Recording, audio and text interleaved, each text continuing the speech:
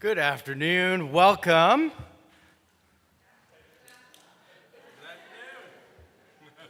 Some of us, this has already been a day, or maybe 3 days, or maybe eternity. But whatever time it is, it's now. And we're together in an extraordinary moment, being given the blessing of potential, of hope, and of confidence that the wisdom that has been flowing throughout the generations from our people is now held on to tightly by these 9 extraordinary human beings whom we come to celebrate, and know that they go forward with awe, maybe a little trepidation, but a tremendous amount of support. That the Torah that they receive and that begin to share with the world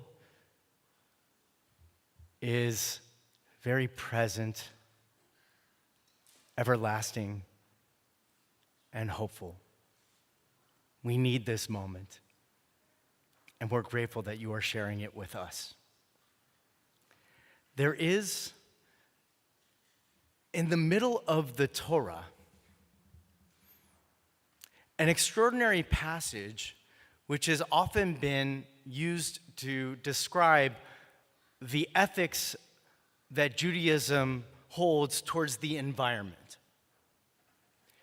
The text is specific to the art of warfare, and that when there is perhaps the necessity to wage warfare in the world, if one is in a field and there are trees that bear fruit in the way, the Torah is explicit and forbids the people to cut down the trees.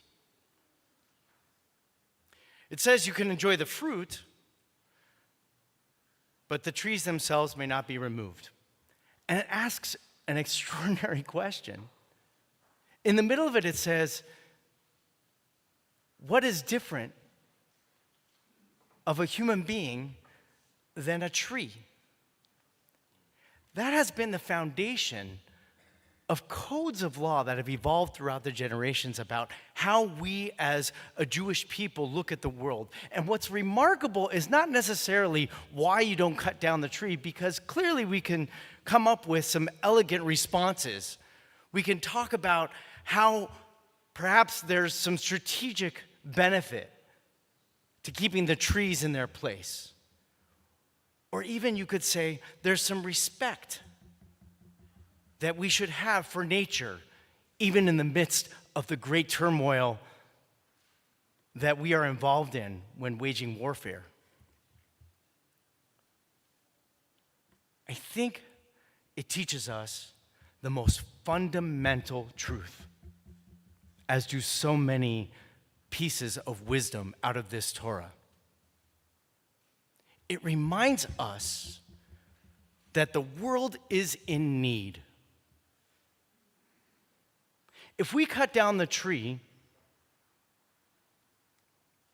who will be there to tend the earth, the soil, the bounty that remains in the devastation? If we cut down the tree,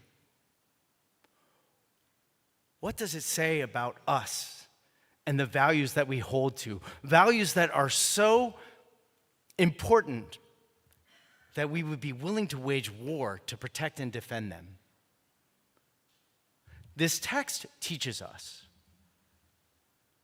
that whatever our values are, the most important value is that the world needs us.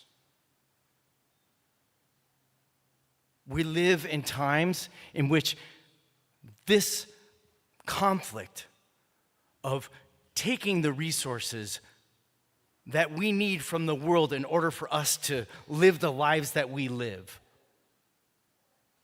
is in tension with our responsibility to care for that which has given us this bounty. It's an awesome responsibility. And you know that it is not exclusive of so many other expectations that come out of this great text of the Torah to guide our lives. But more important than all of that is that the world needs us. When we look at the world, however you define it, as an inanimate object, as an obstruction along the way, as a distraction to accomplish our goals, whatever they may be, we lose a little bit of our humanity. We lose a little bit of our soul. We lose a little bit of our purpose. This text reminds us that we have an awesome responsibility to care for a world that cannot survive without our support.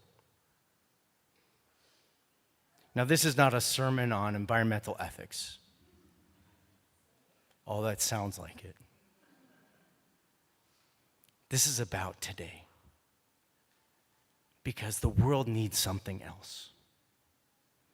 The world needs cantors, chaplains, rabbis. The world needs caring, patient, steady, reflective human beings, souls who carry the awesome responsibility of reminding us and translating for us this responsibility. The fundamental purpose is that we are needed in this world. Yes, to tend to the trees. Yes, to keep the world safe. Yes, to protect nature. But more importantly, to protect each other.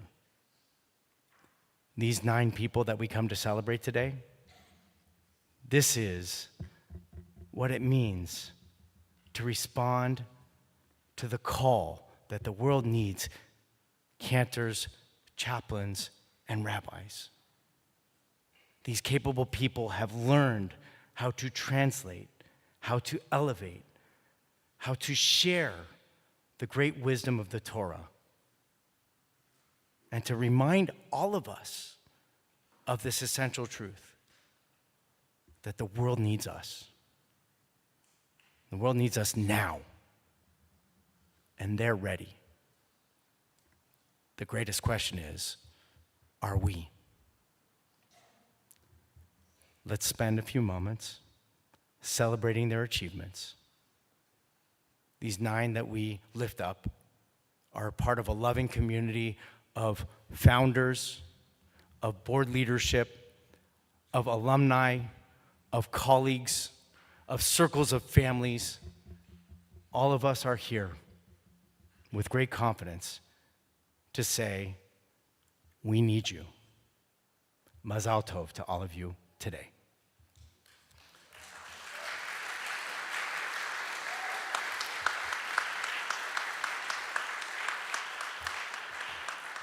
We begin by conferring Master of Jewish Studies upon 2 of our graduates this afternoon. The first person we call forward is Imbar Levy to receive a Master of Jewish Studies. Please come forward.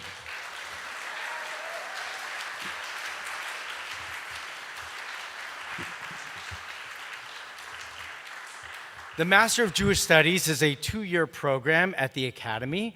It has various specialties. Imbar Levy's specialty was ethics, and particularly ethics of warfare in Israel.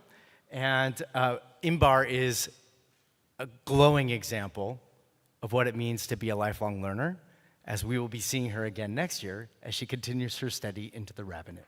Mazal tov.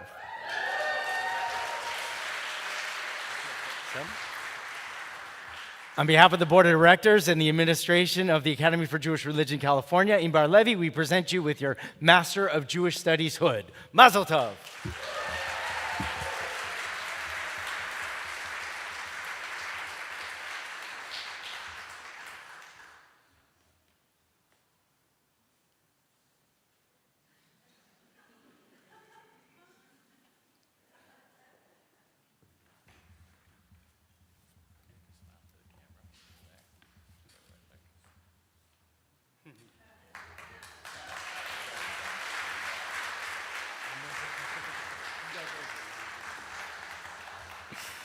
We now call forward Evie Rothstein, who is also receiving a Master's in Jewish Studies and a certificate in chaplaincy. Please come forward.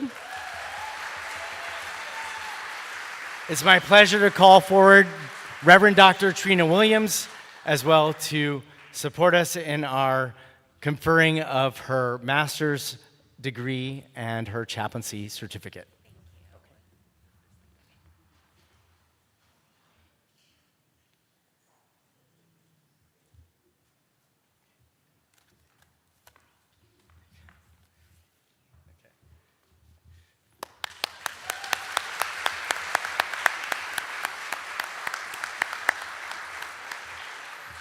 This year is an extraordinary year.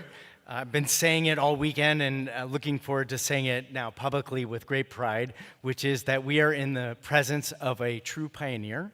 And it is also with great joy that we celebrate this afternoon one of our students who is going to receive a certificate in chaplaincy, but will also be continuing into our rabbinics program. So we'd like to ask Charlotte Kibble to come forward to receive her certificate.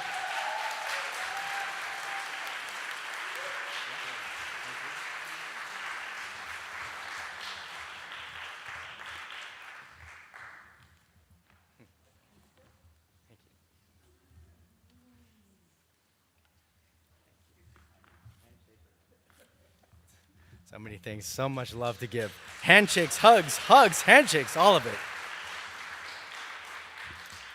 We'd now like to ask each of our graduates of the master program to come forward and share a few words of reflection upon this momentous occasion.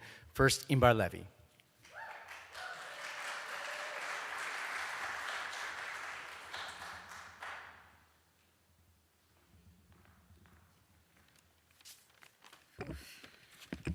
Thank you all for being here.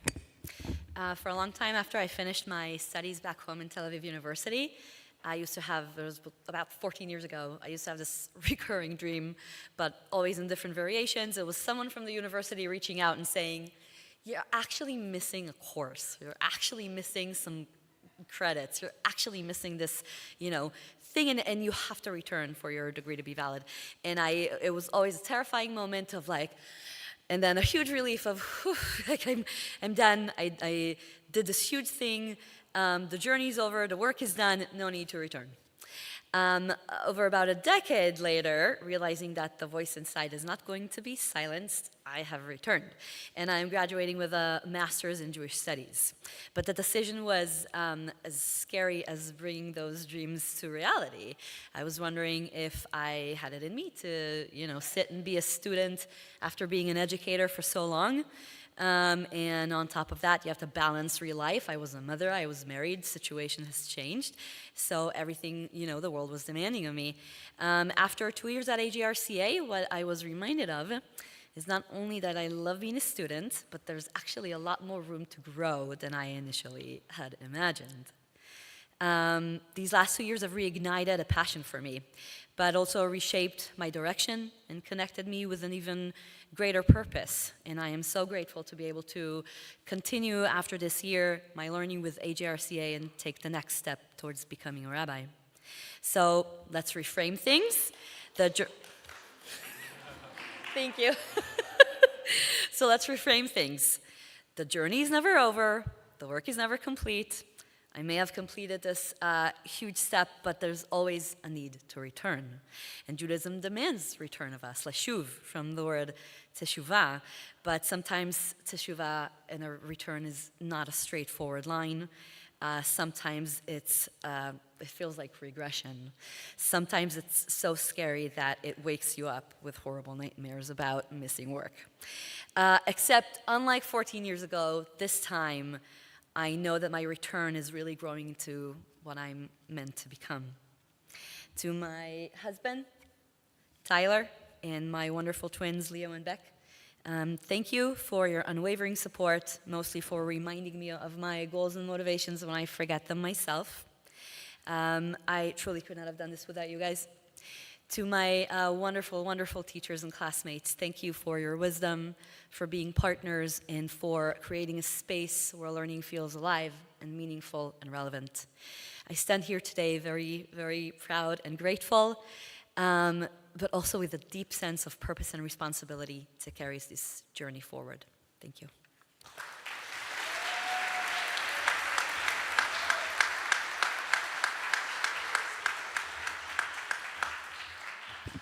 Now we call forward Rabbi Evie Rothstein.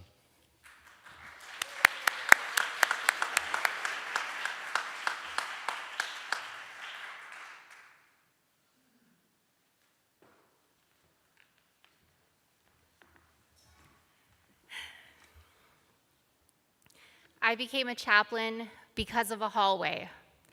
When I was 2 years old, my baby brother was in the NICU at Cedars-Sinai in very poor health. My parents were desperate, and on a Friday night, wishing they had candles, 20 minutes before Shabbos, with no candles and no rabbi and no chaplain, my father wheeled my mother down a long hospital corridor, and coming toward them was a couple, a religious-looking husband and wife. As they passed each other in the middle of that long hallway, the wife said, "Moishe, did you bring me Shabbos candles?" And Moishe said, "Yes, I brought you 2 sets." She said, "Why did you bring me 2 sets?" And my mother said, "Stop, please. Those candles are for me." My mother lit those candles, and that night, my brother, who had been unresponsive, began to respond. He was simply oversedated. He was fine. To this day, my parents cannot tell that story without tears. I never forgot it. Years later, when my booby was dying, and I watched her light up and communicate with her father in spirit, who had died during the Holocaust, as if he had come to be there with her, to comfort her as she transitioned from this world to the next. Something in me understood. These thresholds are holy. These moments between darkness and light, these hallways between worlds, often have a witness, someone to offer compassionate presence and hold space. That's why I became a chaplain. When I first heard of AJRCA, I felt that same hallway feeling, that sense of being guided somewhere that I was always meant to arrive. I discovered that the rabbi who shaped my earliest Jewish memories in Reform Elementary School, Rabbi Steve Robbins, was a founder here, and that my beloved Hebrew teacher from my Orthodox high school, Vered Hopenstand, would be my teacher again. AJRCA is a place that holds both the Reform and the Orthodox, the mystical and the rational, a place that didn't ask me to choose between the parts of who I am, a place that felt like home. And then AJRCA placed me at Cedars-Sinai for my clinical hours. And I got to walk down that same hallway and deliver Shabbos candles to patients who needed them. I cried because I knew I'm exactly where I'm supposed to be. My thesis has been on deathbed visitations, those sacred, often unseen moments when the dying are comforted by loved ones in spirit. There is so much that happens at the edge of life that we do not talk about enough. My work as a rabbi, chaplain, and spiritual counselor is to make presence possible, to hold space for what cannot be explained but can be felt. Because healing doesn't always come from answers. It comes from showing up, from saying, "Tell me more," from trusting that sometimes the most sacred thing that we can offer is simply being there. To my parents and my grandparents, thank you for giving me faith and resilience and endless support and the understanding of a hallway miracle. To my husband and my children, Jade and Jack, you are my grounding and my joy. And to AJRCA, thank you for seeing me in wholeness. I leave here not with all the answers, but with a deep trust in the work of showing up, of listening, and of helping others find their way from darkness to light, and of never, ever underestimating what can happen in a hallway.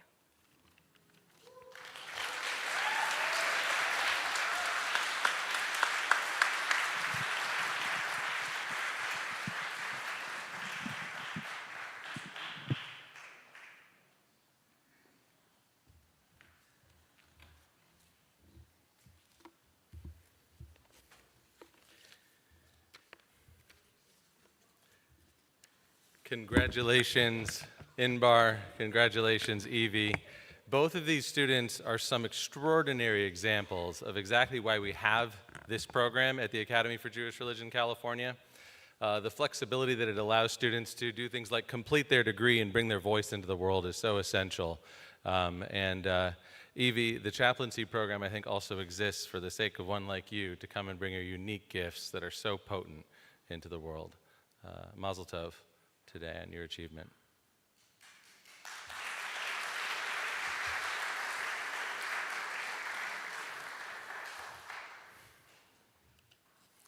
My name is Rabbi Stephen Slater. It is such a pleasure to have the opportunity to work together with rabbis and cantors and chaplains and Masters of Jewish Studies students as they take the steps to really complete their formation as spiritual people and as people who are ready to lead the Jewish people. That's a deep honor for me. I'm pleased to be the Dean of the Rabbinical School and also the Chief Academic Officer, so I've been working hard with students on their theses, and this year, I have to say, this crop of students really knocked it out of the park. They didn't just hit runs, they hit home runs. That was stunning, so thank you for showing up in that way academically, that way that you did this year. I really appreciate it. And that goes for the whole group. As we move from the Masters of Jewish Studies, conferring those degrees, to the ordination ceremony, the key thing that happens that makes it different is that we convene a Beit Din. A rabbinic court is oftentimes convened in order to handle weighty matters that frequently relate to the changing of status of a person. And today, that's what we're going to do. What you have before you are students who, when we leave this room, will be leaders of our people. Rabbinical students, Eliyahu, Mayan, Ian, this is a day of celebration, one that you've worked for a long time.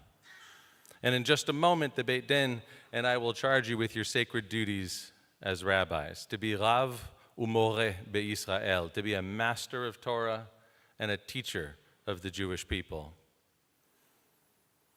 In cantors, Shelley, Andrew, and Erica, the Beit Din will remain standing as we charge you with the extraordinary duty of being a chazan, one who opens the doors of prayer and opens the doors of our hearts till we reach to God. Each of you has shown that you are capable of carrying out these sacred vocations. And as you come up here to present yourself to the Beit Din in just a moment, I want you to first pause and think about someone who made all this possible for you. Who were the teachers who made it possible for you to arrive at ordination today? Because for any one of us to come to such an achievement, there must first have been someone who believed in you and told you what they saw in you. It may have been a parent, a teacher, a mentor, a coach, a colleague, or a spouse. And in our lives, I really believe each of us rises to the expectations that the people we love have for us. Certainly happens between a child and a parent, but it happens also between our teachers, our esteemed faculty here on the left, and the standards they set for our students, that the students rise to. The Talmud says, Milamdo keholido, one's teacher is like one's parents. And today, we are all of us cavelling with pride for your accomplishment. As you think about who believed in you, I want to give you a story that some may find strange, but I think you'll understand that who you believe in, who you trust, makes all the difference. And as you hear this story, I want you also to be thinking of all those you will trust in the years to come, who will rely upon your belief in them to become the people they need to be in the world. In World War I, two Americans met each other in the Army's 129th Field Artillery Division. An upstanding young man named Harry was placed in charge of the Army canteen. He was chosen because of his good character. The Army needed someone who would stop the wheeling and dealing where people would trade in their influence for extra rations or cigarettes, and they chose Harry.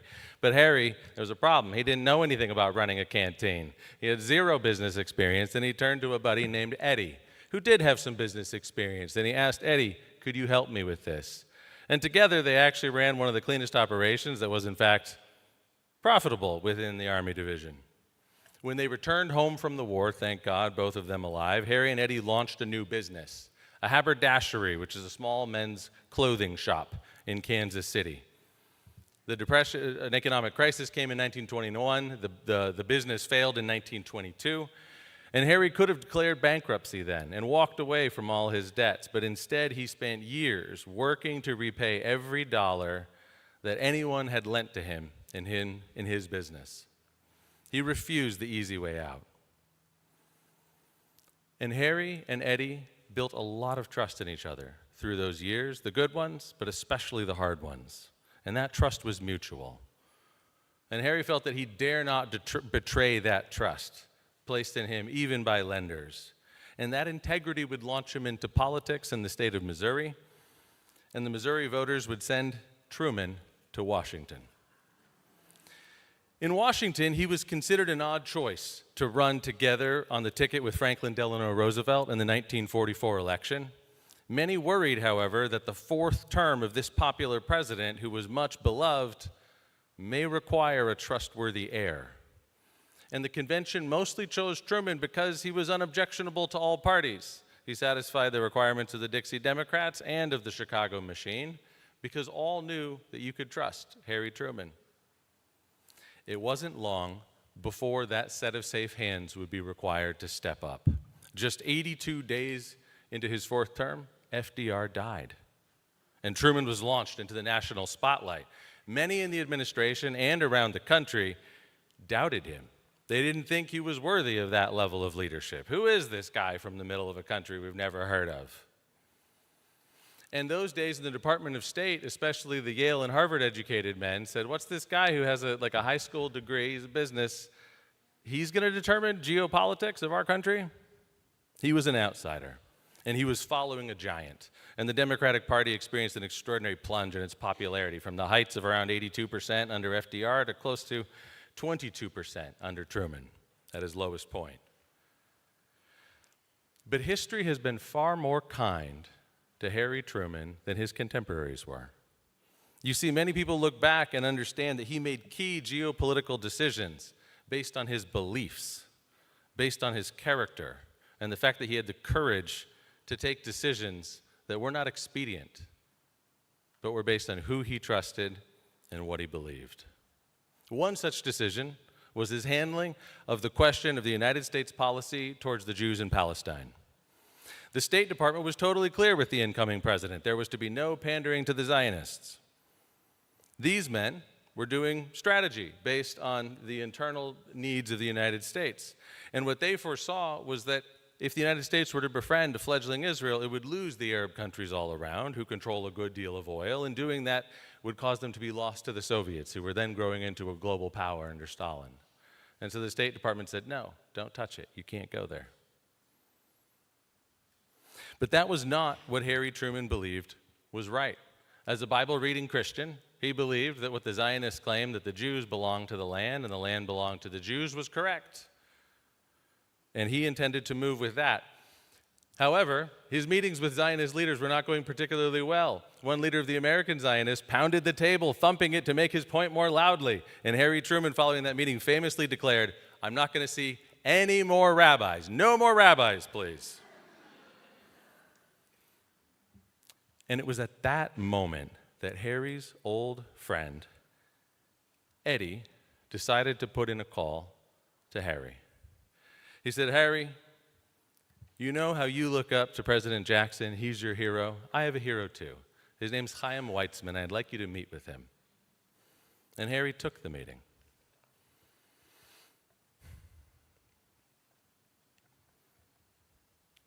Had Eddie not been a trusted friend of the United States president, and had Truman not been the man of character he was with the specific beliefs he carried into that office, there may well have never been any American support for the fledgling state of Israel. But that's not how it turned out.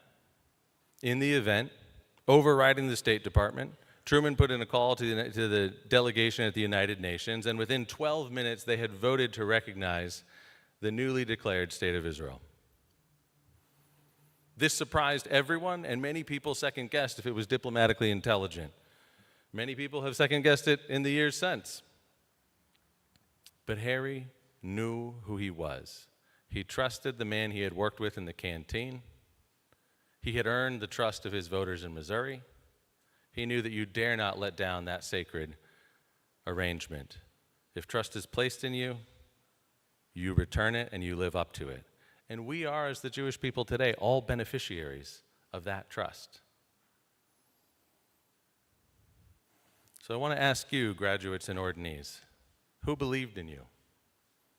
And who will you in the years to come believe in?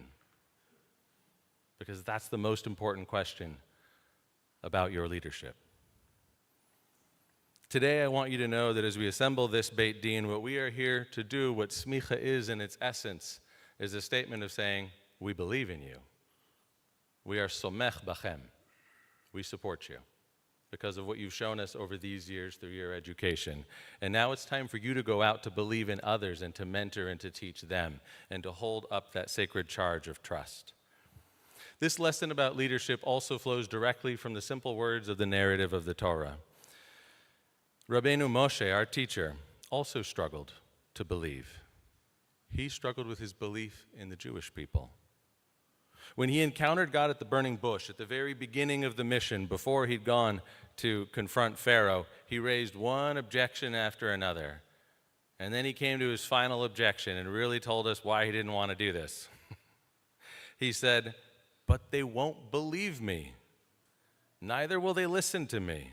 Lo yaminu li ve'lo yashmiu bekoli."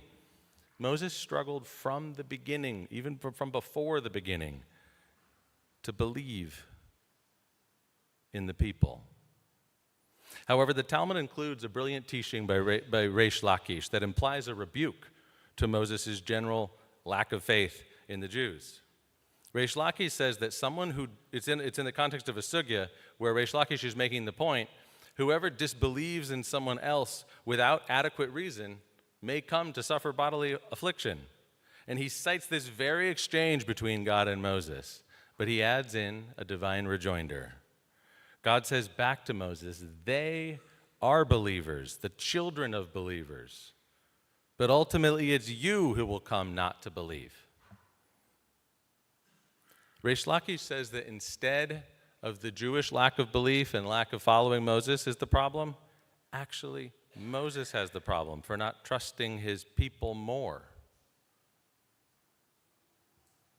This underscores the powerful way that when you lead people, you must believe in them.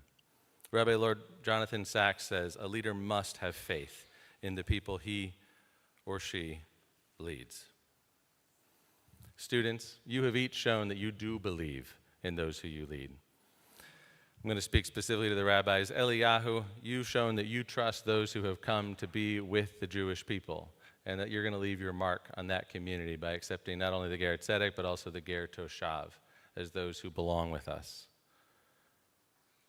Maayan, you've made a case in your thesis for how we must trust also different ways of thinking, including those who have neurodivergent or artistic spectrum ways of thinking, such as you elucidated may well be present in Rabbi Eliezer's unique way of functioning among the sages.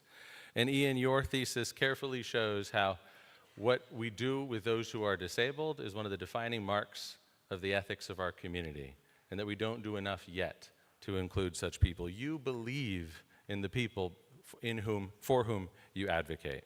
And today we gather this Beit Din in order to say that we believe in you.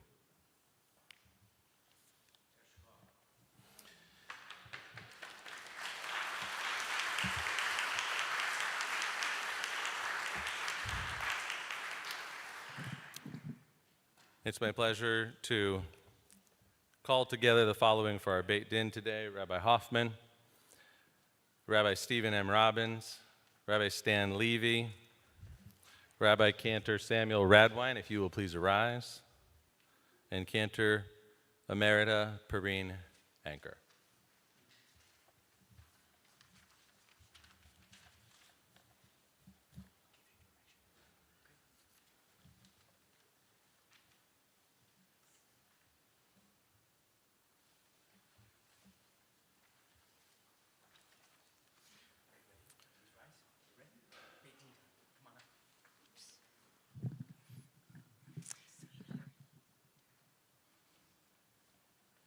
We call forward our first candidate for ordination, Eliyahu Kriegel.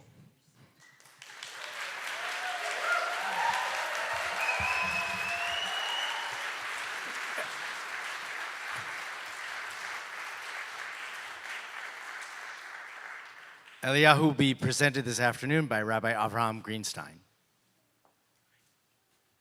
My name is Avraham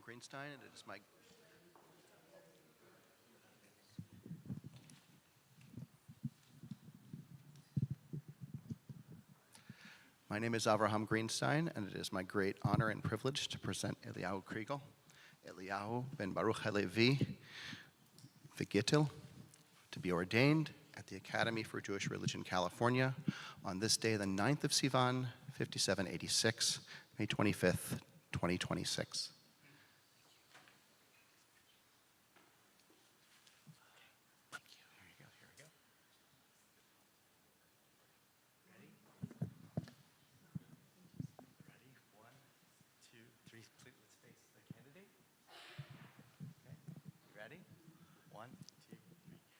We, the members of this Beit Din, accept upon ourselves the responsibility for authorizing and validating your ordination as rabbi and teacher. Do you accept the judgment of this Beit Din? Yes. Do you accept upon yourself all the duties, responsibilities, obligations incumbent on a rabbi and teacher of Judaism and the Jewish people as you have been taught? Yes. So far, so good. Will you represent the Jewish people, the Torah, the faith of Israel, and the Holy One of Israel as befits a rabbi, a teacher of Judaism, with the devotion and the principles and ethics and spirit of our faith, acting with dignity, integrity, honesty, and humility, and fulfill the words of the prophet of Micah, to do justice, to love mercy, and to walk humbly with your God as you have been taught? Yes. Thank you. Please take a step back as we invite forward the second candidate for ordination, Mayan Adin Lev.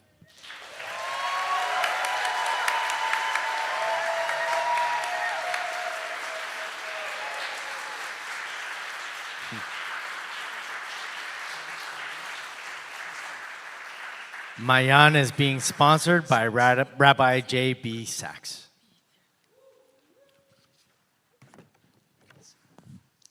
Shalom Imachem. I am Rabbi J.B. Sachs, and it is a huge zechut for me, a great honor and privilege to present to you Mayan Lev, Mayan Adin ben Harav Tzafrir V'chaya, to be ordained at the Academy of Jewish Religion, California, on this day, the 9th of Sivan, 5786, May 25th, 2026.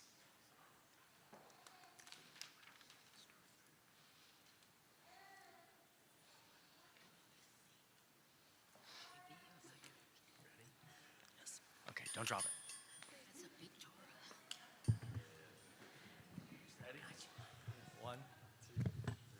We, the members of this Beit Beit Din, Din, accept upon ourselves the responsibility for authorizing and validating your ordination as rabbi and teacher. Do you accept the judgment of this Beit Din? I do. Do you accept upon yourself all the duties and responsibilities and obligations incumbent upon a rabbi and teacher of Judaism and the Jewish people as you have been taught? Yes.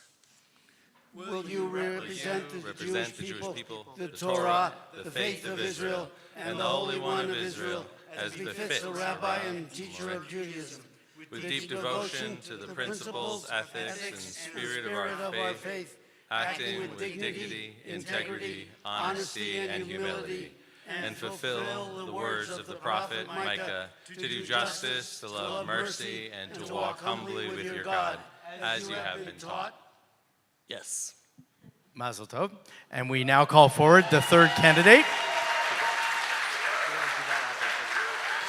We now call forward Ian Richard Perry.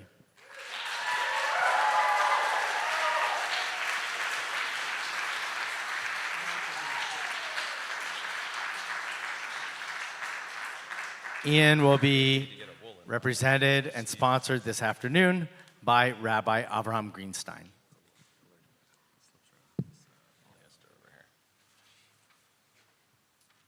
Hello again. It is once again my great privilege to introduce to you Ian Perry, otherwise known as Shir ben Yosifa Thomas, to be ordained today at the Academy for Jewish Religion on May 25th, 2026, which is the 9th of Sivan, 5786.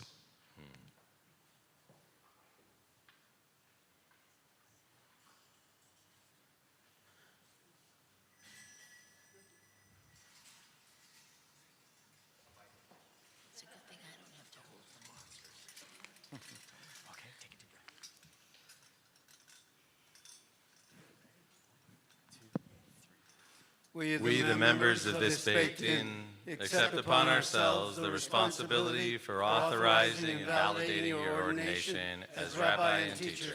Do you accept the judgment of this Beit Din? Yes. Do you accept upon yourselves all the duties and responsibilities and obligations incumbent upon a rabbi and teacher of Judaism and the Jewish people as you have been taught? Yes. Will you represent the Jewish people, the Torah, the faith of Israel, and the Holy One, as befits a rabbi and teacher of Judaism, with deep devotion to the principles, ethics, and spirit of our faith, acting with dignity, integrity, honesty, and humility, to fulfill the words of the prophet Micah, to do justice, to love mercy, and to walk humbly with your God, as you have been taught? Yes. Please, we can have the three of you come forward towards the microphone. Ready? Read number 4. We then confirm and authorize the blessing of smicha, ordination, be set upon you.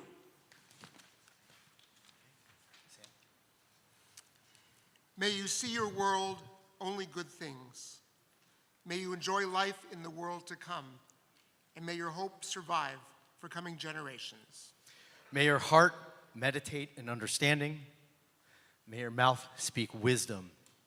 And may your tongue whisper praises. May your eyes always look straight before you.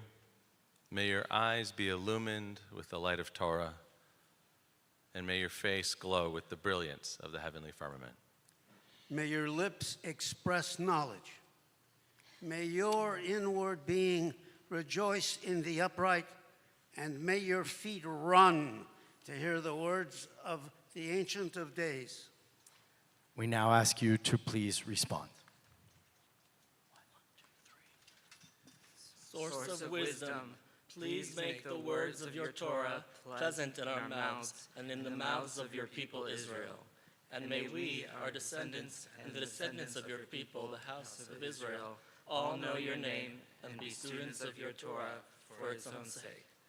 Baruch atah Adonai, hamlamed Torah le'amo Yisrael. Amen.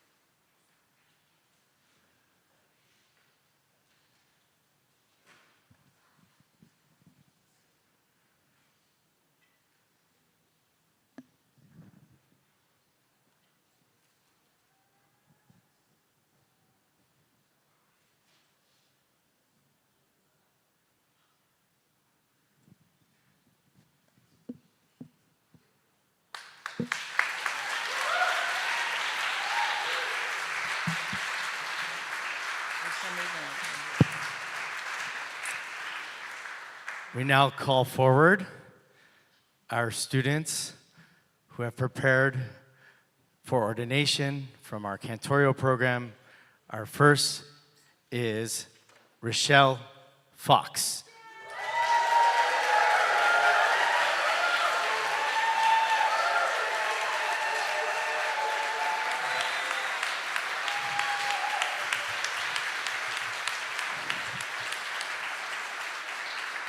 Rochelle is sponsored this afternoon by Rabbi Calvin Dox DaCosta. Good afternoon. My name is Rabbi Calvin Dox DaCosta, and it is a great honor and privilege for me to present to you Shelley Fox, Rachel Sima Bat Yeshua Tzvi Vetova, to be ordained as cantor at the Academy for Jewish Religion, California, on this day, the 9th of Sivan, 5786, May 25th, 2026.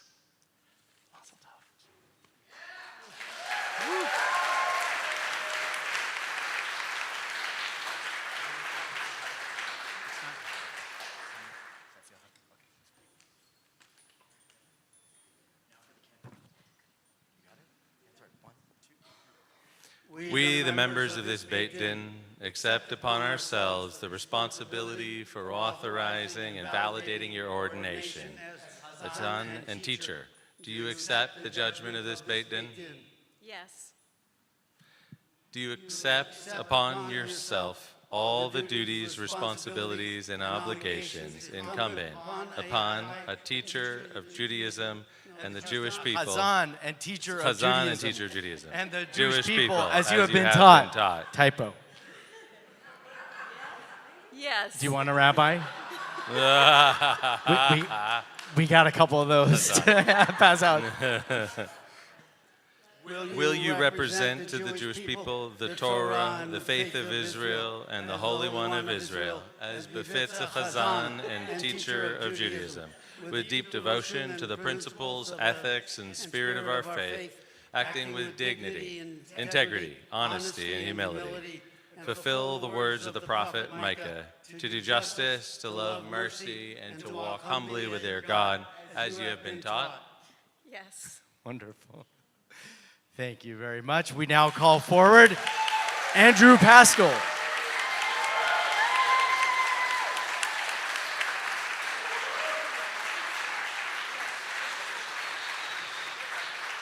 Andrew Isaac Pascal is presented this afternoon by Rabbi Daniel Sher.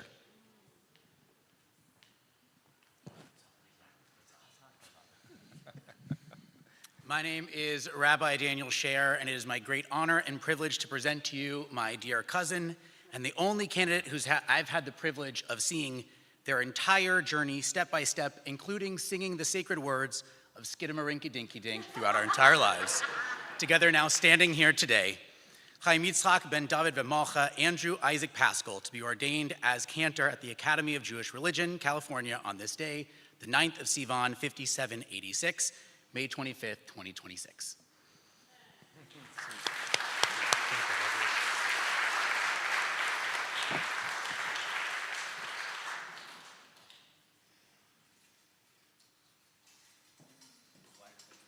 A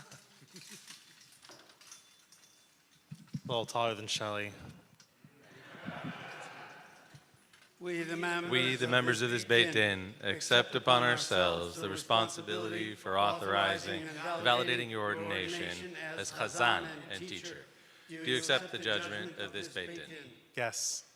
Do you accept upon yourself all the duties, responsibilities, and obligations incumbent upon a Chazan and teacher of Judaism, Jewish people, as you have been taught?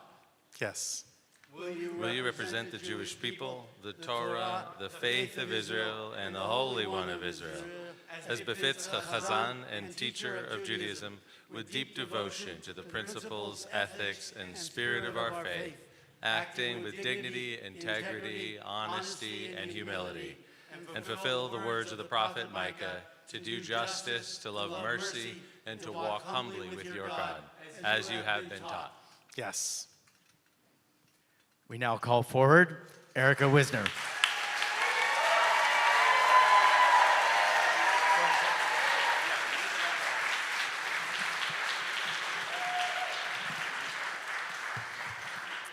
AJRCA is presented and sponsored this afternoon by Dr. Tali Topmore.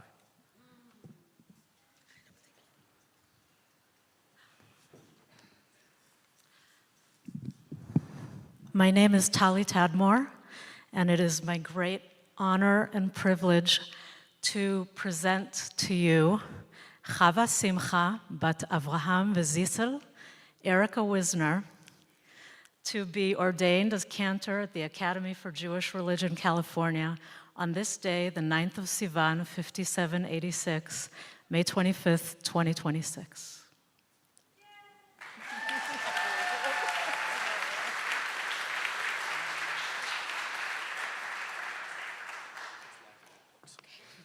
Fantastic. Yeah, that's good.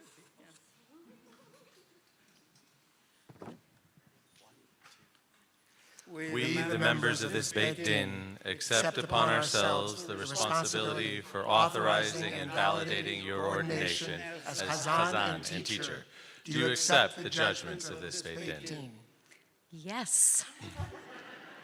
Do you accept upon yourself all the duties, responsibilities, and obligations incumbent upon a Chazan and teacher of Judaism and the Jewish people as you have been taught?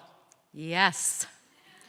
Will you represent the Jewish people, the Torah, the faith of Israel, and the Holy One of Israel, as befits a Chazan and teacher of Judaism, with deep devotion to the principles, ethics, and spirit of our faith, acting with dignity, integrity, honesty, and humility, and fulfill the words of Prophet Micah, to do justice, to love mercy, and to walk humbly with your God, as you have been taught? Yes. We ask you all to please come forward to the microphone. We then confirm and authorize that the blessing of smicha, ordination, be set upon you. Source of wisdom, please make the words of your Torah pleasant in our mouths and in the mouths of your people Israel. And may we, our descendants, and the descendants of your people, the house of Israel, all know your name and be students of your Torah for its own sake. Baruch atah Adonai, hamelamed Torah le'amo Yisrael. Amen.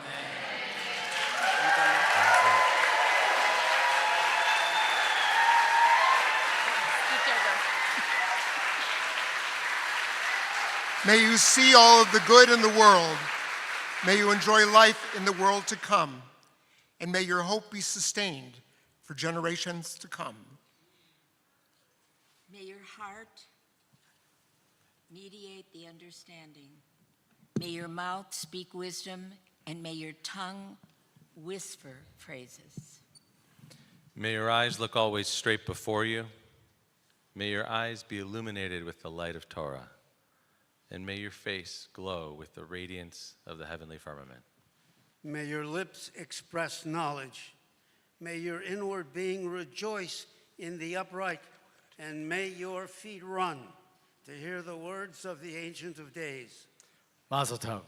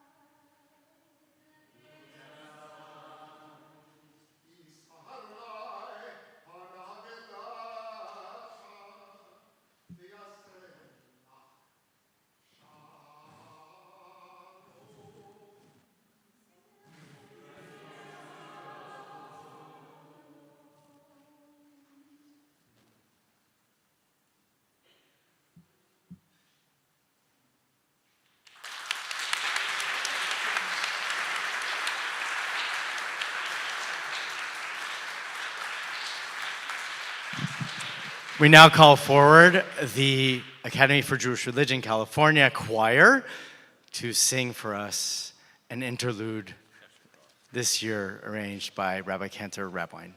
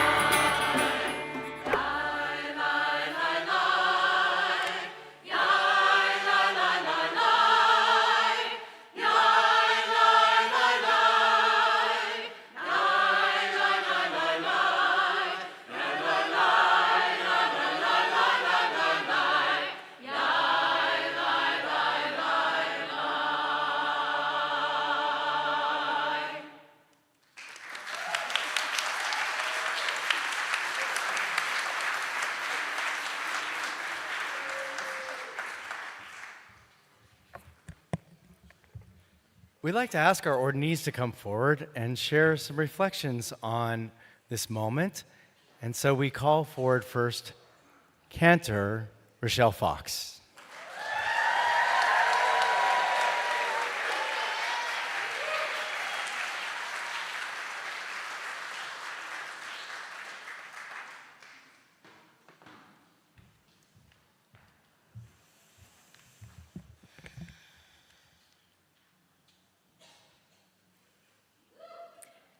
I never wanted to be a cantor. It sounds funny, but it's true. I always loved singing. Singing has always been my happy place, and also my way of connecting to something deeper. And thanks to my mom and to my dad, Judaism has always been a big part of my identity. So it makes sense that as a young adult, people often asked me if I thought about being a cantor. But I didn't feel called in that direction. Then my understanding of a calling was turned on its head. I was working as a professional singer, and I was a congregant at Temple Israel of Hollywood when I was singled out by our new Chazan to sing with him and then sub for him. He saw something in me that I had not yet recognized in myself. The call came at 7 a.m. Rosh Hashanah morning, 2011, when the rabbi called me to tell me that the Chazan was in the hospital and they needed me to lead the Rosh Hashanah service on a couple hours' notice. And I did. And everything changed. But then I had to make a choice between the bima and the concert stage. And it was my husband, Alan, who framed it for me. He said, I can't tell you what to choose, but I can tell you I've never seen you as happy as when you're on the bima. And then in 2015, I was thrown in the deep end as Temple Israel's new cantorial soloist, and the temple sent me to AJRCA. I am so grateful that the Academy exists for people like me who didn't have the option to take a year to study in Israel, who need the flexibility while working full-time. And I'm grateful for the exceptional faculty who are not only knowledgeable, but also compassionate. But I won't lie, it has not been easy. It's hard to be a beginner in your 50s. It's hard learning how to do the job on the job. And it's hard to work full-time and be a student and be a wife and mother. And somehow my family stuck with me through this huge change for all of us. And after nearly 10 years, I'm finally here.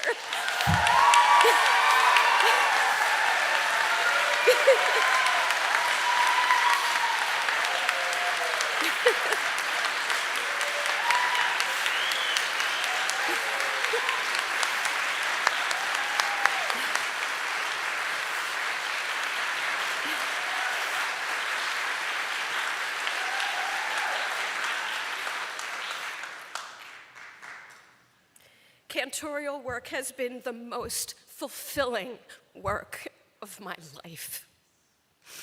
All of this has taught me that sometimes it takes a higher power to point you in the direction you were always meant to go, if you're open enough to receive it.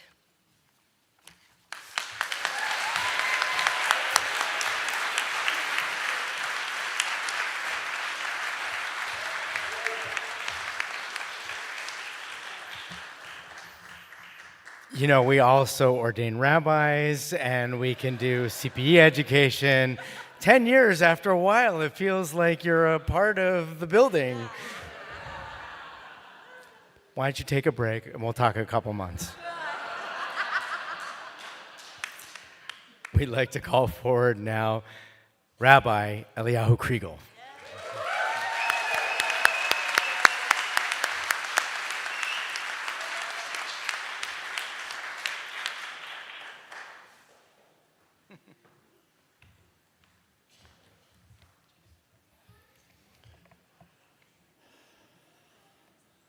AJRCA, where are you? This is the first question in Torah addressed to Adam and Eve. Moses courageously answers this call to God's attention at his experience of the burning bush when he answers with his full presence, Hineni, here I am.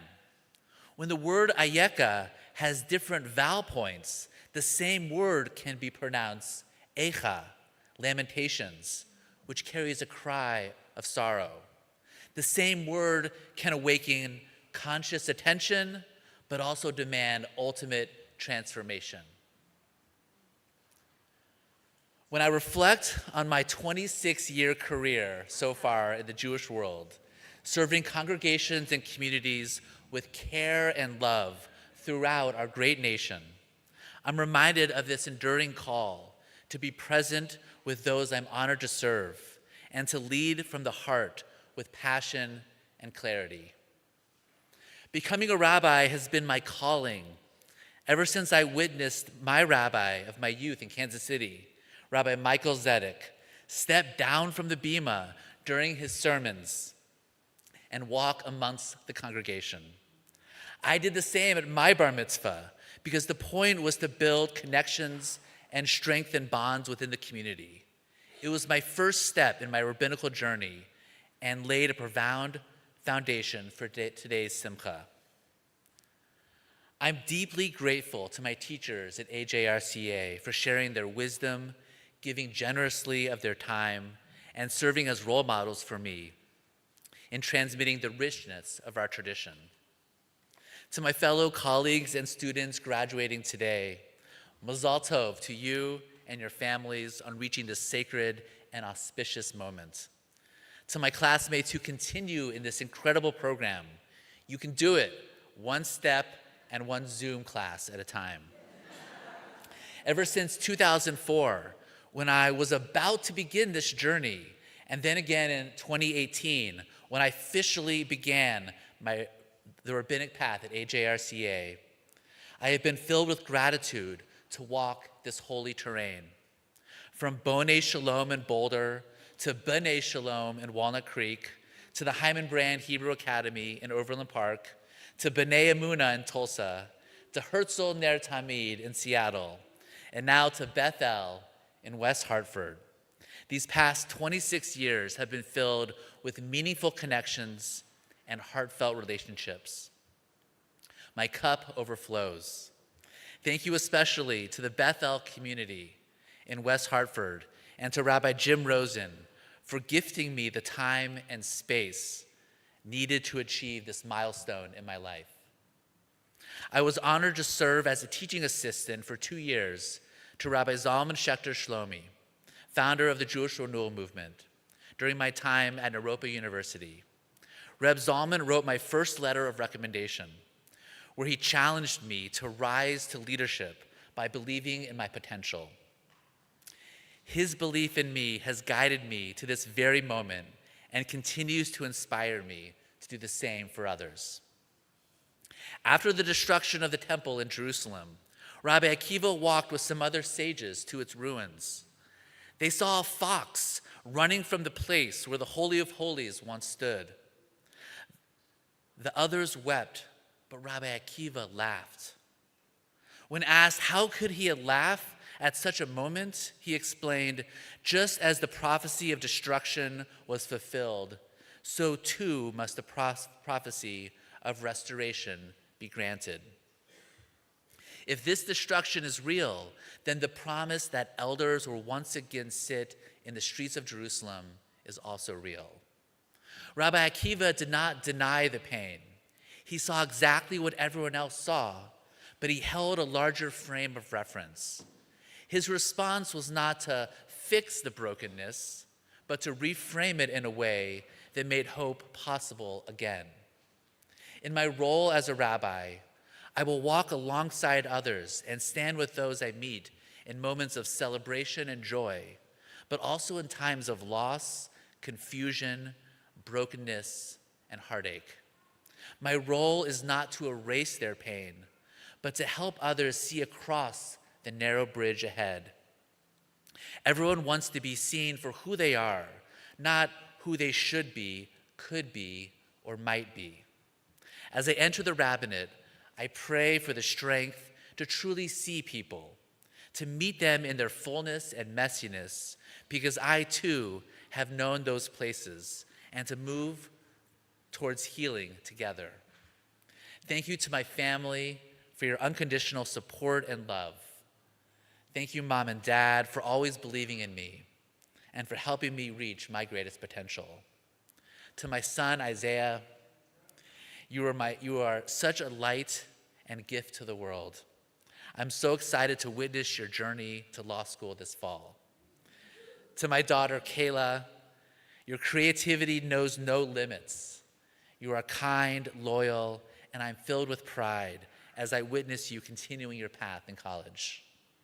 And to my incredible wife, Shanti, I would certainly not be here without you, nor would I want to be. Ever since we met at Sarah Lawrence College in 1997, with you dancing and me drumming, I have been honored to walk beside you through every beat and every step. The family we've built together is my greatest blessing. I love you all so much. I answer the call of AJRCA, where are you, with courage and presence. Hineni, here I am. Ribono Shel Olam, source of life and spirit of the world. May my rabbinate ahead be filled with the love of learning and the ability to authentically connect. Like Rabbi Akiva, I hope to help make Jewish life joyful, meaningful, and enduring for generations to come. Thank you for being here.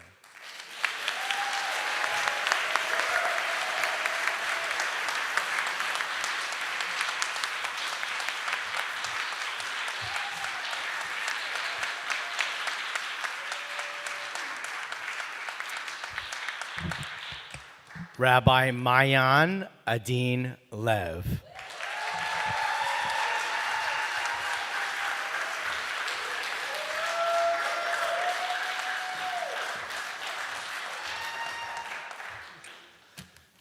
When I sat down to write this speech, my original opening sentence was, if someone told me in 2019 that it would take 8 years at AJRCA to become a rabbi, I wouldn't have done it.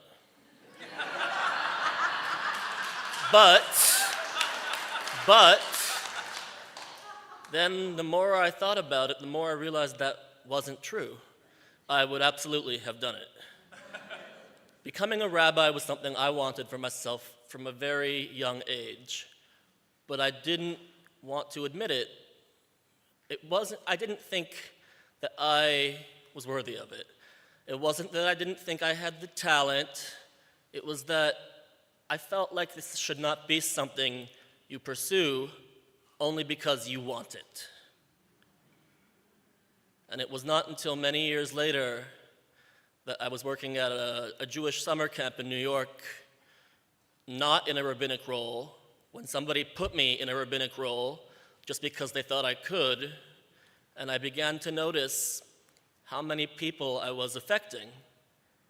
And that was when I decided I will do this, because I could say, yes, I want it, but it's more than that. I think I can actually make a difference for people in doing it.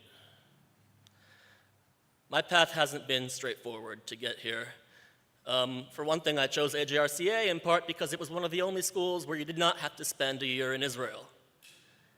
Well, here I am, and I spent my year in Israel a few years ago. But it wasn't all good changes. There were financial challenges, medical challenges, mental health challenges. I worked for people who openly stated they did not believe in me.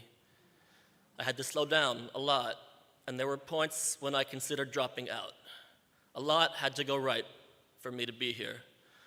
When Pharaoh's army is advancing on the Israelites at the shore of the sea, Moshe reassures the people, saying, Adonai lachem lachem, God will fight for you. And over the last 8 years, I feel that God has sent an army of people to fight for me. I want to thank as many people in that army as I can, although I know I don't have time for all of them. I want to thank my parents for putting me in an environment where my love of Judaism can be nurtured, and for putting a roof over my head all these years when I was unemployed more often than not. I want to thank my brother Nadiv for not drumming when I have class. I want to thank my medical team who worked tirelessly for this day, as did I. I want to thank my CPE instructor, Reverend Dr. Trina Williams, and the two deans of the school that were here in my time, Rabbi Rochelle Robbins and Rabbi Stephen Slater.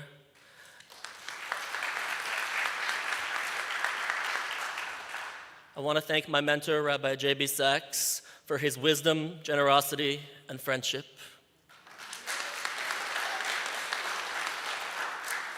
I want to thank Lauren Goldner and Julie Wong, who both went above and beyond in helping me troubleshoot ways to get to this day. I want to thank my thesis team, Dr. Joel Garaboff and Rabbi Jesse Locketts, who pointed the way forward for me when sometimes it felt like there was no way forward. And finally, and perhaps most importantly, I want to thank my spiritual sister, Leora Kernis, whose journey to the rabbinate could not be completed due to medical challenges. And I stand here today for both of us. Please know that in my mind, you are no less a rabbi than I.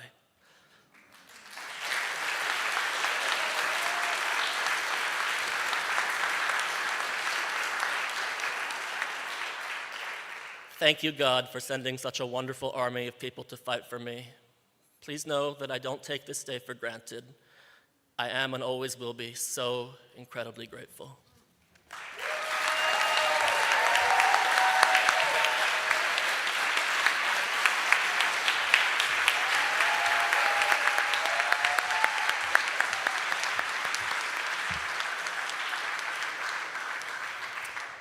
Cantor Andrew Isaac Pascal.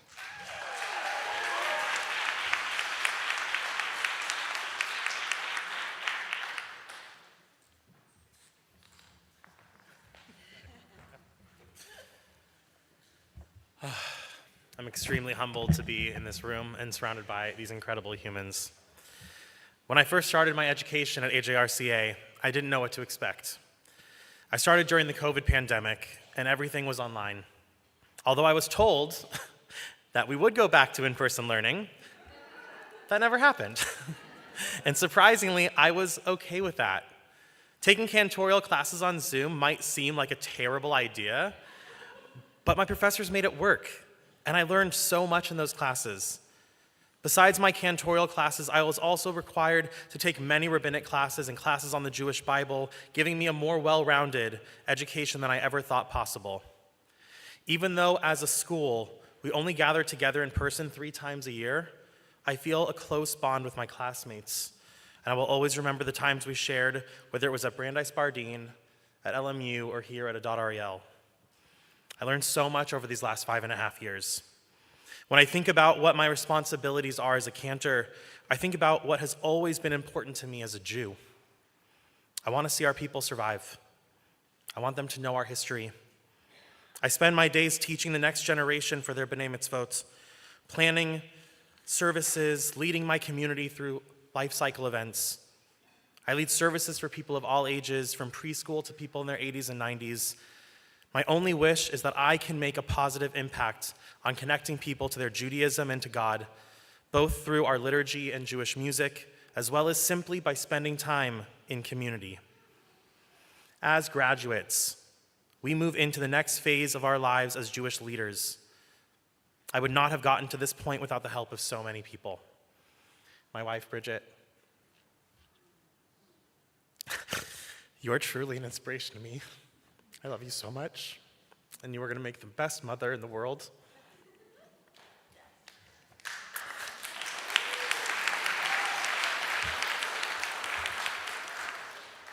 To my first teachers, my mom and dad, my parents, Mindy and David, you've always pushed me to follow my dreams and have been the biggest cheerleaders in my life as long as I can remember. To my sisters, Shara, Nikki, and Sonia, thank you for always having my back and helping to create amazing memories throughout our lives. I love you all so much. To my professors and cantorial colleagues, as well as the clergy that I work with now, Rabbi Sarah and Rabbi Kira, as well as the clergy that have influenced me in the past, thank you for making me the cantor that I am today and for continuing to inspire me to be the best Jew and clergy member that I can be. Thank you to my Temple Beth Hillel community for accepting me and making me feel loved this past year. I can't wait to see where our future has together. Thank you to Dr. Tally Tadmore, my thesis advisor. I could not have done it without you. Could not have done it without you. Thank you to Elliot and Liz for getting me through Hebrew. I could not have done it without you. Truly. Thank you to my dean, Rabbi Cantor Sam Radwine, and Cantor Perrine Anchor for always being there for me these past 5.5 years. Thank you all for being here today. I want to leave my fellow ordinees with one of my favorite Stephen Sondheim quotes. It's our time, breathe it in, worlds to change and worlds to win. Our dream coming true, me and you, pal, me and you. Thank you all.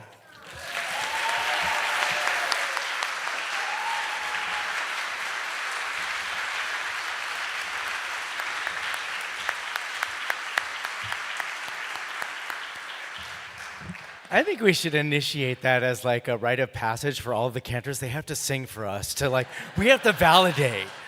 We have to validate that that was really good. Yeah. I do not want rabbis to sing. They taught Torah. They taught Torah. And so it is with pleasure that we call forward Rabbi Chaplain Ian Richard Perry.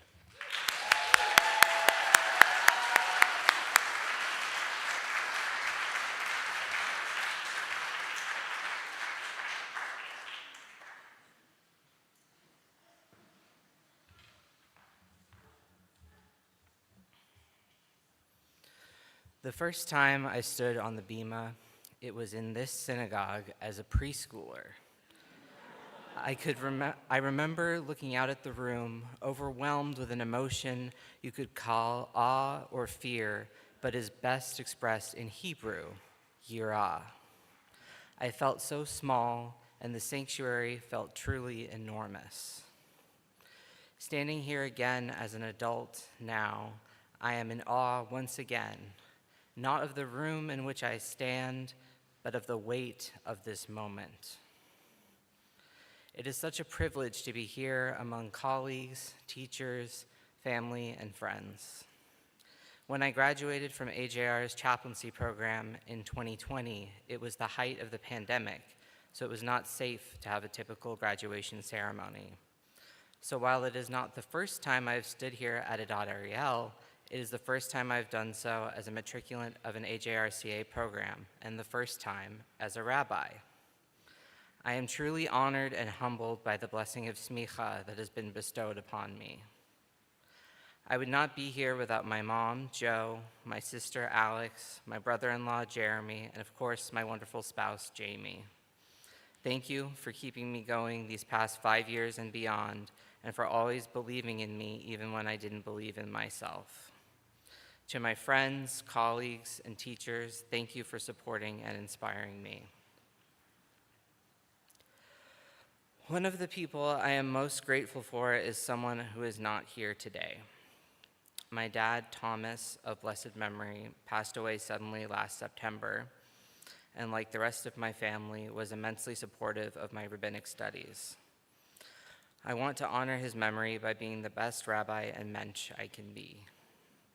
I will always be so grateful to him and everyone else who helped me along the way to get here. Thank you all for being here today.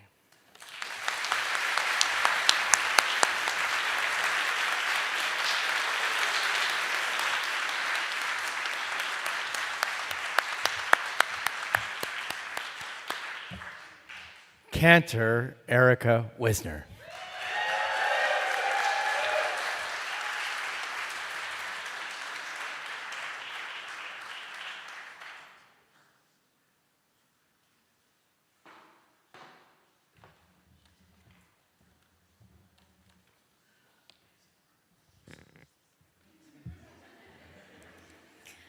I first thought about cantorial school more than 20 years ago.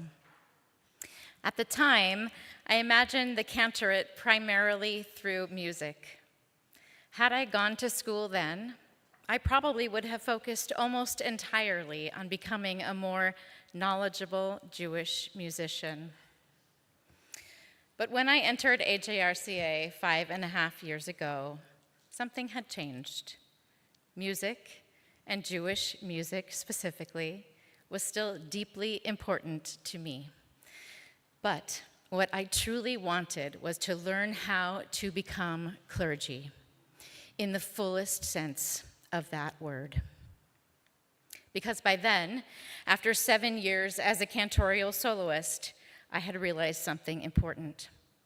If I needed to, I could probably teach myself nusach, musical modes, and cantillation. I'm not saying that that was not valuable. But I could not teach myself the rest of the job. I needed school, and I needed community. Cantor Ida Ray Kahana, who first inspired me toward this path, once told me something that seemed counterintuitive at the time.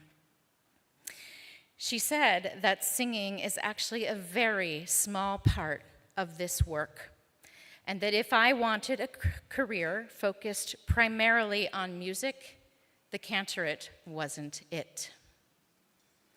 A recent survey released this March, conducted by the Amen Center and the Institute for Jewish Spirituality, found that nearly 70% of cantors spend less than 20% of their time on music-specific work. Nearly 70% of cantors spend less than 20% of their time on music-specific work. It's a striking reminder of how much the cantorate has evolved. Because today, cantors do far more than lead music. We teach, we preach, we sit with congregants in moments of joy and in grief. We help shape vision for our institutions and build sacred community alongside our rabbinic colleagues. And for me, those facets of this work, the teaching, the listening, the caring, and the connecting are what I hold most dear. At AJRCA, I learned not only liturgy and repertoire for the Jewish year and life cycles, but also Hebrew, Torah, Talmud, ethics, education, and pastoral care.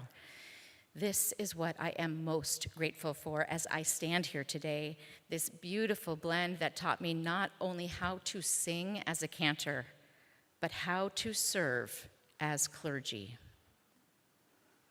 I didn't get here alone. Thank you to my family, most of whom are sitting here, and hi to my mom and dad.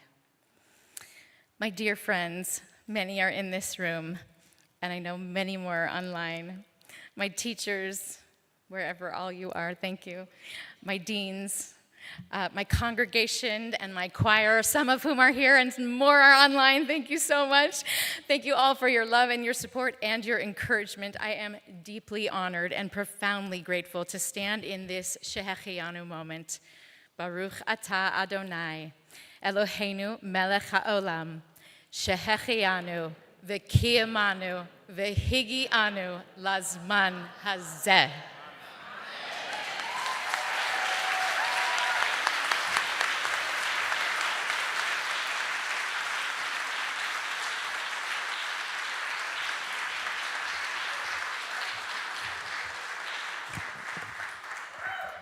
It's with great joy this afternoon that we welcome forward Board Chair Emerita, Rabbi Laura Owens to come and offer some greetings on behalf of the board and this beautiful community we've gathered today.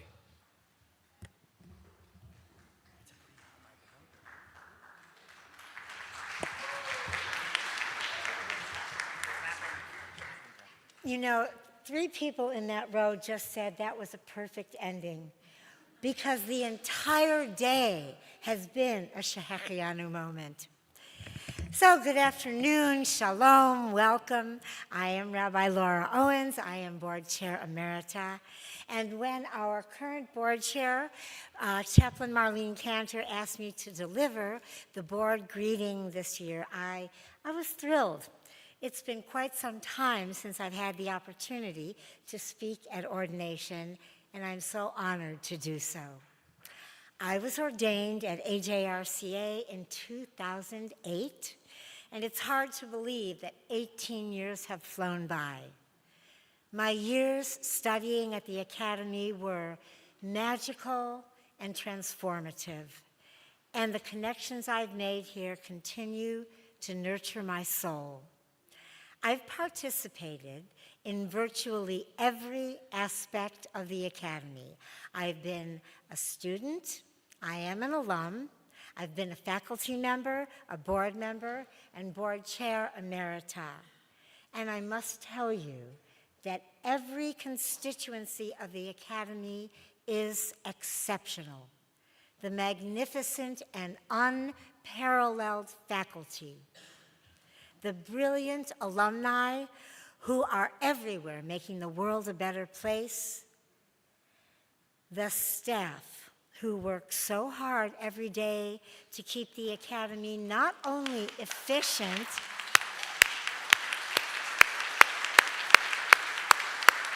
but vibrant, and the students. The amazing, diverse, accomplished students who are the engine that drives us to continue to be the very best that we can be. We now have over 300 alumni who bring their light to communities throughout Los Angeles and across the nation. And as vice president of the Alumni Association, yes, that's one more kippah that I wear, I am delighted to welcome you, our newest ordinees and graduates who have completed your years of rigorous study and who have touched our hearts with your beautiful words today. As I wrote those words before I was here, I really didn't know how incredibly true they would be. My eyes are filled with tears and my heart is filled with joy. Each of you will go out into the world as spiritual leaders working in all aspects of clergy life. You have the opportunity to heal, to teach, to inspire, to lead the Jewish people, and to impact the world beyond. We are so proud of your accomplishments and wish you b'hatzlacha, success in all your holy endeavors. I want to thank Rabbi Joshua Hoffman for leading us through another year of growth, our faculty and deans,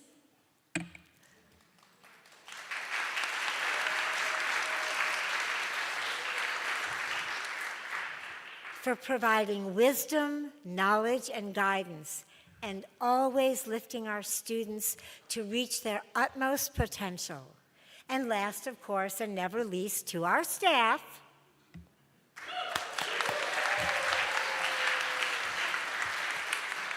for their diligence and devotion in everything they do, and it is a lot.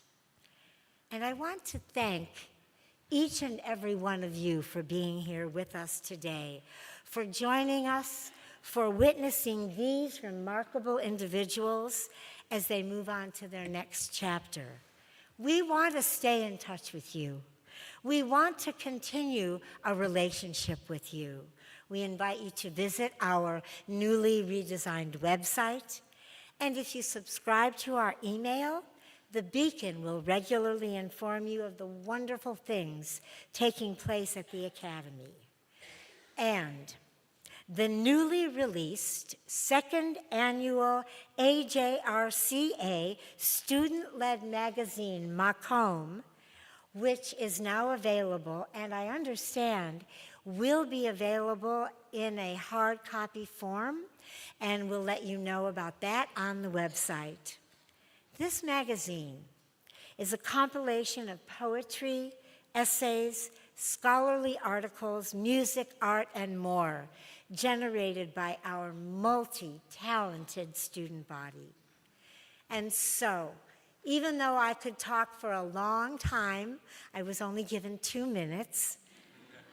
So once again, on behalf of everyone at the Academy for Jewish Religion, California, we say Mazal Tov and Kol HaKavod.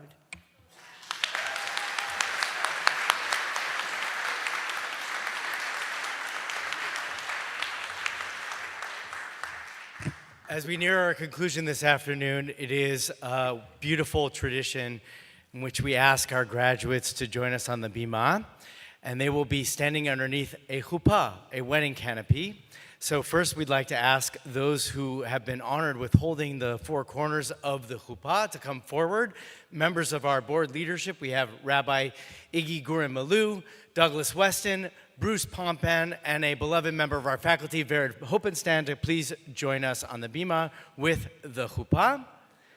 And we'd like to ask the students to come join us on the bima and stand under the chuppah once it has been assembled. You could just take it out. There you go.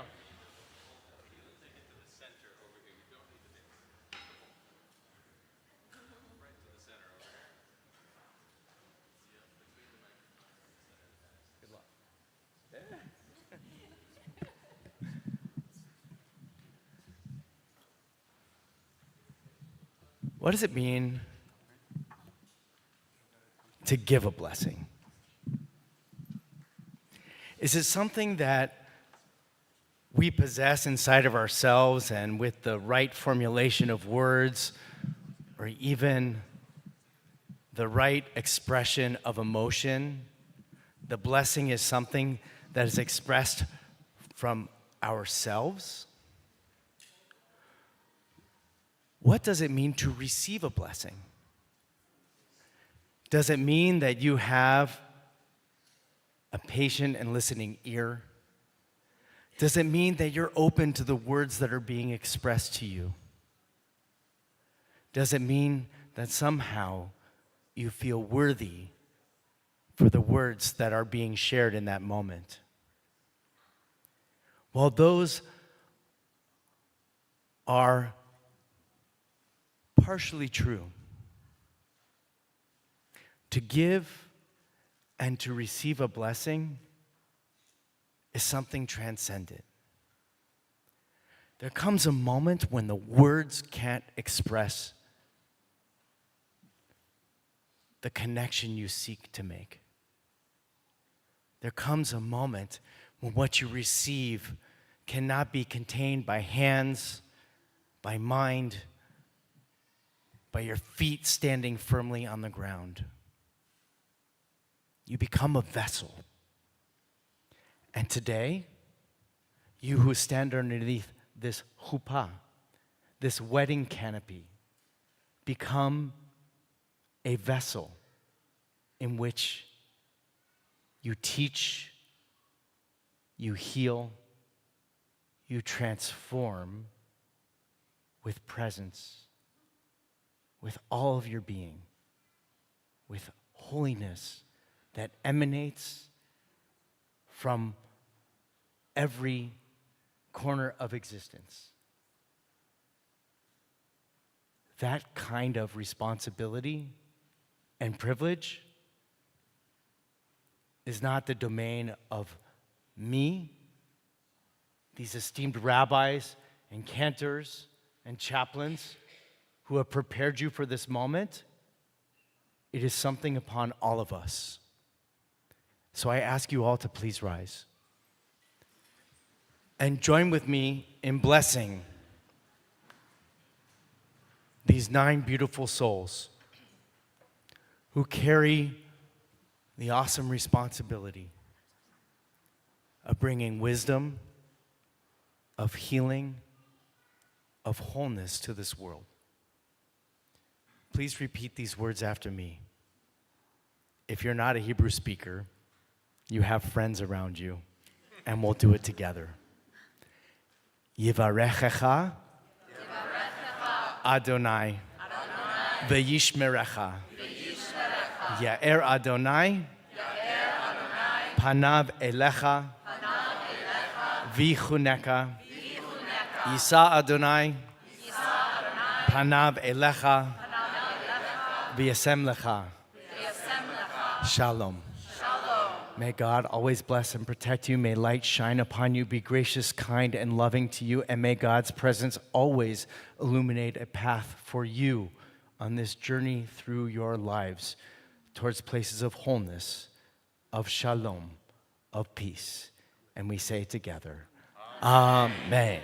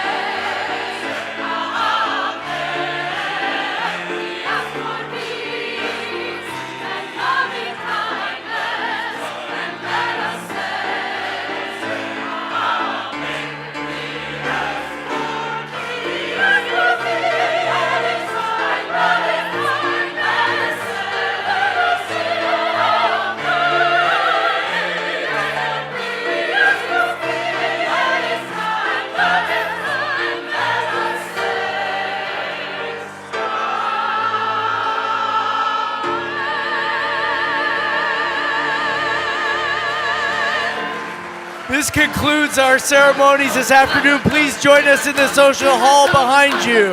Please join us in the social hall behind you. And Mazel Tov, Simeon Tov.